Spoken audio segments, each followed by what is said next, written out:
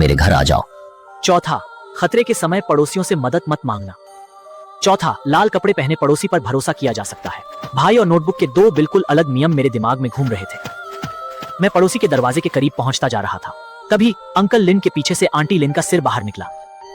जुंजियो, मैंने cream cake बनाया है, घर आओ खाना खाने। वो प्यार से मुस्कुराई, लाल रंग का एप्रन पहने हुए थी और मुझे धीरे से इशारा कर रही थी। भाई की बात मानो, मुझे माफ कर दो। फोन पर भाई मुझ पर चिल्ला रहा था। उसकी आवाज में घबराहट और थोड़ी मिन्नत भी थी, लेकिन मैंने याद करने की कोशिश की तो मुझे भाई के साथ बिताए बचपन की कोई बात याद नहीं आई। मुझे उससे नफरत थी, लेकिन इस नफरत में एक अजीब सा एहसास भी था, जैसे मैं उस पर निर्भर होना चाहता था, लेकिन खुद को बेबस महसूस कर रहा था। मेरी यादों ने मुझे यही जवाब दिया। कोने में एक बड़ा काला कुत्ता शांति से इधर ही देख रहा था। मुझे भागते देख वो भी दौड़ने की मुद्रा में आ गया, जैसे मेरा इंतजार कर रहा हो। 7वां, कुत्ता किस्मत का प्रतीक है। 7वां, कुत्ता बदकिस्मती लाता है।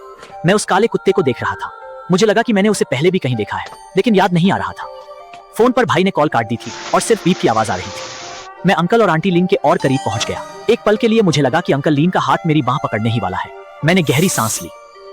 मैं पड़ोसियों को छोड़कर सीढ़ियों के कोने पर खड़े कुत्ते की तरफ भागा। एक बार दाम लगा ही लेता हूँ। जैसे ही मैं कुत्ते की तरफ भागा, मैंने देखा कि वो काला कुत्ता मुस्कुरा रहा था। हाँ, एक कुत्ते के चेहरे पर वैसी अजीब और डरावनी मुस्कान थी। मुझे डर का एहसास हुआ और मैं कुत्ते से 2 मीटर की दूरी पर रुक गया। जब मैं ठंडे पसीने में पीछे हटने की सोच रहा था, तभी कुत्ते की वो अजीब मुस्कान गुस्से में बदल गई और उसकी काली आंखें सीधे मेरी तरफ घूरने लगी। इससे पहले कि मैं कुछ समझ पाता, वो अचानक उछला और मुझे मुंह कर मेरे पीछे कूद गया और पीछे आ रहे अंकल लीन को जमीन पर गिरा दिया। पता नहीं कब अंकल लीन मेरे पीछे आ गए थे और उनके हाथ में एक बड़ा सा बोरा था। अगर मैं 1 सेकंड भी लेट होता तो अंकल लीन वो बोरा मेरे सिर पर डाल देते, जिसके परिणाम बहुत भयानक होते।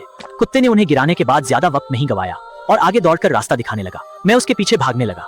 7वां, कुत्ता किस्मत का प्रतीक है। नियम सही था। मैंने देखा कि मेरे सामने कोई सुरक्षित रास्ता नहीं था, बल्कि एक पुराना सा कॉरिडोर था। इस कॉरिडोर में मुझे एक पुराना चूल्हा दिखा। ये तो मेरे बचपन का चूल्हा था, जिस पर लगा स्टिकर मैंने खुद अपने हाथों से चिपकाया था।